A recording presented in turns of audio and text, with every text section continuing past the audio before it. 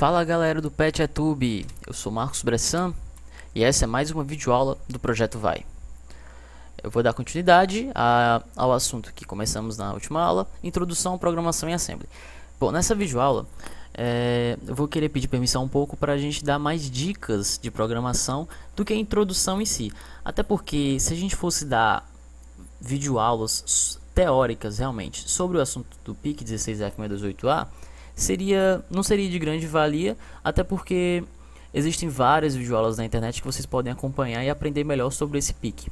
Mas o nosso objetivo aqui é realmente dar dicas de utilização e ajudar você de fato na cadeira para você realizar seus projetos e passar com uma boa nota, ok? Então vamos lá. Vamos então começar falando sobre representações numéricas. Bom, em diversas aulas passadas a gente tem utilizado algumas bases numéricas para representar alguns números que a gente gostaria nas nossas variáveis, nos nossos GPRs e tal. E uma dessas representações foi a representação decimal, certo? A representação decimal ela está limitada entre valores de 0 a 255, até porque são 8 bits que cada registrador comporta, então normalmente os números que a gente vai utilizar eles estão limitados a 8 bits, ok? De 0 a 255. E qual é a primeira forma de representação decimal? A primeira delas é com o D e entre apóstrofes o número que você gostaria de colocar aí na base decimal, certo? Então, como exemplo, temos aqui move LW D225. Essa instrução, ela move o decimal 225 para o registrador W. Temos essa outra representação aqui, muito mais utilizada e muito mais simples, que é ponto e aqui você escreve o seu decimal. Então, um exemplo equivalente ao de cima, move LW ponto 225. De mesma maneira, ele move o decimal 225 para o registrador W. Outra forma que é bem simples também, mas requer certos cuidados, é essa aqui, que você não precisa colocar nenhum ponto, nenhuma indicação alguma. Por padrão, os montadores, o MPLAB, ele adota que os números que são escritos nesse formato são decimais, mas é possível que a configuração do seu MPLAB entenda essa numeração em outra base, certo? Então, essa forma de representação numérica na base decimal não é recomendada, até porque ele nem identifica por cores o montador, então fica bastante complicado você escrever seu programa se não colocar pelo menos esse ponto aqui antes para identificar que é um número decimal. Bom, a próxima representação, uma das mais utilizadas também, é a representação binária. A representação binária, ela só tem esse tipo aqui, ok? Você coloca um B e coloca o seu número em binário, entre apóstrofes também. E aqui um exemplo que move LW e move... Opa, cometi um erro aqui, ok? Aqui é um B. Então move esse binário aqui para o registrador W. Uma coisa que é interessante aqui, facultativa, é que você poderia suprimir esses dois zeros iniciais aqui, ok? Continuaria o mesmo binário. Mas existe uma forma melhor de você visualizar os 8 bits do registrador que você provavelmente vai modificar se você escrever esse número binário com 8 bits, ok? Então, a gente já sabe aqui que o bit 7 seria 0, né? O bit 1 seria 0, o bit 0 vai ser 1, certo? Então é muito mais simples você identificar todos os bits de um registrador, ok? Que tem 8 bits, se você escrever dessa forma. Outro tipo de representação é a representação octal, que vai de 0 a 377, ok? Na base octal. Então, para utilizá-la, basta você usar esse mesmo formato aqui do binário e do decimal, né, para escrever o seu número octal. Então, se você escrever move LW O 260 entre apóstrofes, ok? Ele move o octal 260 para W. É claro que esse octal ele vai ser convertido para binário antes de ser colocado no registrador W. Outra representação muito comum é a representação hexadecimal. O lado bom da representação hexadecimal é que consegue reduzir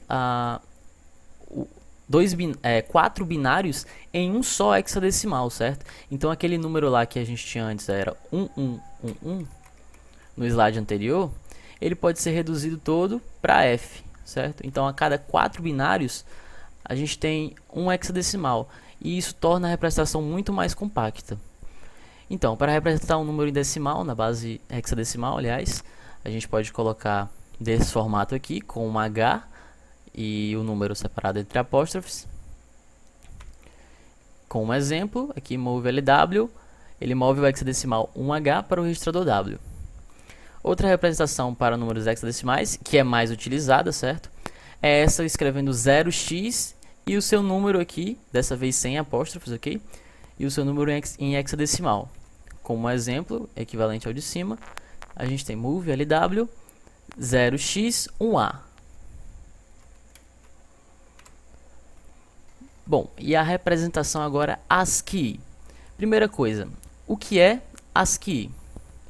Bom, o ASCII trata-se de uma tabela, certo, de códigos que é representada como como uma convenção mundial de comunicação entre PCs, computadores e tal. PIC e tal. É uma tabela universal, ok? E cada caractere da língua inglesa tem um código correspondente em decimal, ok? Que vai de 0 a 127 na tabela ASCII não estendida. Você pode notar aqui também que existem alguns caracteres, não, existem alguns comandos de instrução, ok? Que eu não vou explicar aqui porque não é o caso, mas você pode buscar na internet para que serve cada um deles. Então é bem aqui, ó, a gente tem qual seria o valor correspondente à letra 0, correto? Ao caractere 0, aliás. A gente também tem aqui o caractere P, ele seria 80 na base decimal. Temos o caractere P minúsculo, que é 112. E outro exemplo aqui só para fechar, temos aqui o arroba, que é 64 na base decimal, certo? Ou 40 na base hexadecimal, 100 na base octal. Então, como representar números na base ASCII, né? Não seria bem uma base, mas pela tabela ASCII. A gente vai dividir o código do caractere, na verdade o caractere de fato, aqui, e vamos colocá-los entre apóstrofes com A de ASCII antecedendo esses apóstrofes, ok? Então, como fica num exemplo, aqui eu coloquei move LW A e um C maiúsculo aqui. Então ele move o caractere ASCII C maiúsculo para o registrador W. Mas vai mover realmente a letra C? Não, o que vai ser movido vai ser o número na tabela ASCII que corresponde ao caractere C, que nesse caso é o decimal 67. Então, se eu estivesse movendo 67 em decimal para o registrador W, teria o mesmo efeito que mover o ASCII C, ok? Aqui temos outro exemplo, move o caractere ASCII cerquilha para o registrador W. O cerquilha, ele tá aqui. Bom, ele é o decimal 35, ok? 35. Então seria equivalente a eu mover o decimal 35 para o registrador W. Outra representação de caracteres ASCII na tabela ASCII é dessa aqui, que você não precisa colocar o A antecedendo. Muito simples também. Então temos dois exemplos aqui. Move o caractere do ASCII B maiúsculo, que corresponde ao hexadecimal 42 ou decimal 66. Claro, seria equivalente se eu movesse o hexadecimal 42 para o registrador W. Essa instrução, ela quer dizer a mesma coisa e vai ter o mesmo efeito no final, ok? Bom, e agora, o que vem a ser máscara de bits? Digamos que nos deparamos com o seguinte problema. Como desligar diversos bits de um registrador de uma vez só? E com desligar aqui, eu quero dizer zerar, ok? Então, como colocar em zero diversos bits de um registrador? Bom, a gente tem a forma trivial, não é? Que vou até abrir aqui o bloco de notas, um minuto. Se estivermos falando, por exemplo, do registrador status, como a gente poderia, vamos aqui, zerar os bits 1, 3 e 5 do registrador status.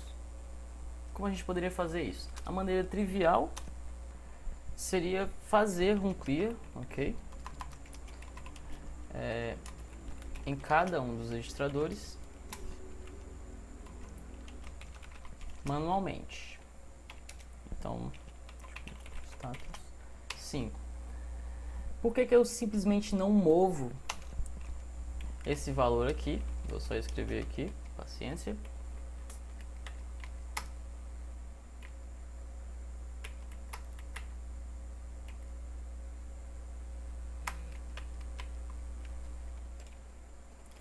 E por que eu simplesmente não movi esse valor aqui para o registrador status, né? Já que eu quero zerar os bits 1, 3 e 5. Bom, se você notar, essa operação, além de zerar esses bits, também coloca em 1 todos esses outros bits, ok? Então coloca em 1 bit 1, bit 2, bit 4, bit 6 e o bit 7. E qualquer valor que estivesse salvo nessas posições, nesses bits, antes de eu executar essa instrução, foram totalmente perdidos, ok? Então, de fato, eu teria que fazer dessa maneira. Mas existe uma maneira muito mais simples de executar essa instrução de apagar esses 3 bits sem alterar os outros. E qual seria? Eu poderia mover esse literal para o W e fazer a seguinte operação.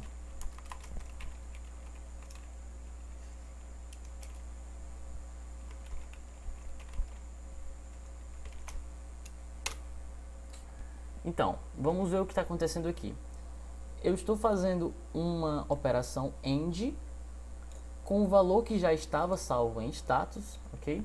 Isso aqui eu vou comentar que foi já substituído. Então eu estou fazendo um AND do valor que já estava no status com esse valor agora que está no meu registrador W. E o que vai acontecer aqui? Vamos supor que no meu status eu tinha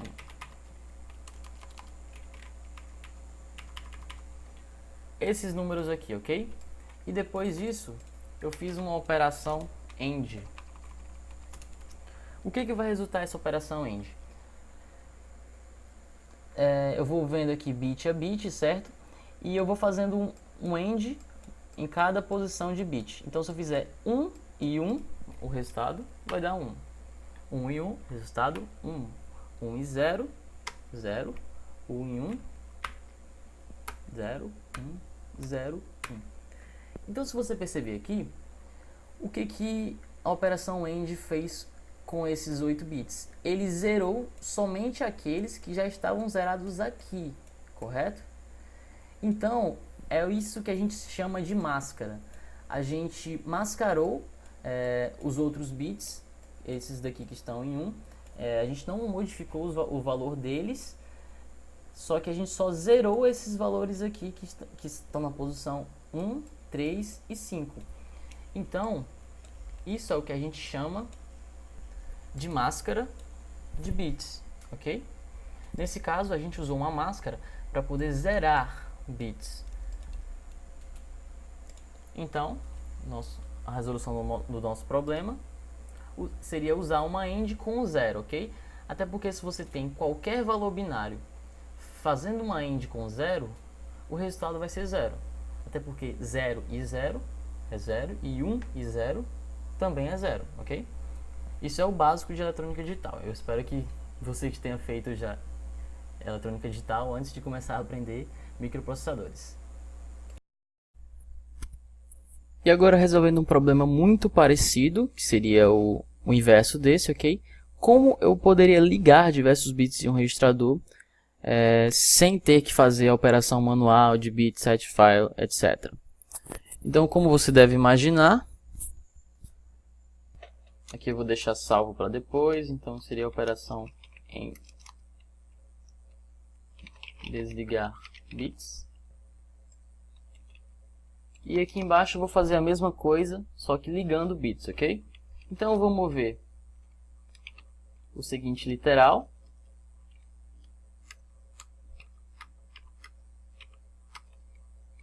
para o registrador W. E vou fazer agora a operação OU com status. E o que eu pretendo fazer aqui é ligar bits. Eu vou mostrar para vocês como é que esses bits são ligados. Vamos supor aqui que inicialmente o status estava todo zerado.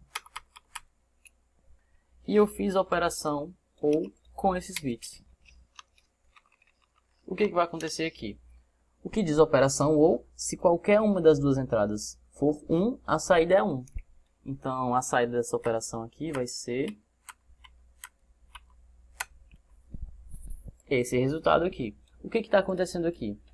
Percebam que eu não modifiquei o valor que já tinha no registrador status nesses bits que não eram o 1, o 3 e o 5.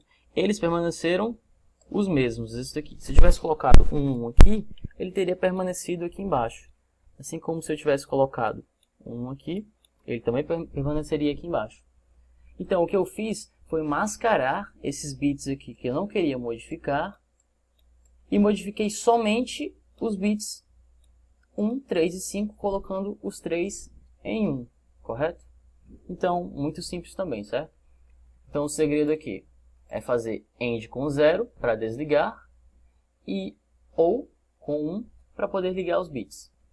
E agora uma coisa que é mais interessante, como é que eu poderia negar diversos bits em um registrador? E com negar aqui eu quero dizer inverter. Se ele for 0, ir para 1, se ele for 1, ir para 0. Então, como eu posso fazer isso? Eu vou mover para o registrador W aqueles bits que eu quero inverter, estando em nível lógico alto, ok? Então, o que eu movi aqui? Eu movi um binário em que os bits 1, 3 e 5 eles estão em 1, ok? E esse valor foi salvo em W. E o que eu quero fazer é inverter o estado lógico desses bits no meu registrador status e salvar em estado, certo? Mascarando o valor dos outros bits, sem alterar. Qual é a operação lógica que eu vou usar aqui? Se você tiver estudado bem a eletrônica digital, vai ser a operação OU exclusivo, correto? Então, status F, inverter bits. Mas eu vou explicar para vocês como é que isso funciona. Deixa eu só ver aqui. Vamos supor que inicialmente o estado do registrador status era esse aqui. E aí a gente vai fazer uma operação de OU exclusivo com esse binário aqui. O que vai acontecer? O que diz a operação OU exclusivo? Se uma ou outra entrada, mas não ambas, for igual a 1, a saída é 1. Caso contrário, a saída é igual a 0. Ou seja, se a gente tiver uma quantidade ímpar de números 1s em cada coluna, a saída vai ser 1. Então, no primeiro caso, então aqui a gente tem 0.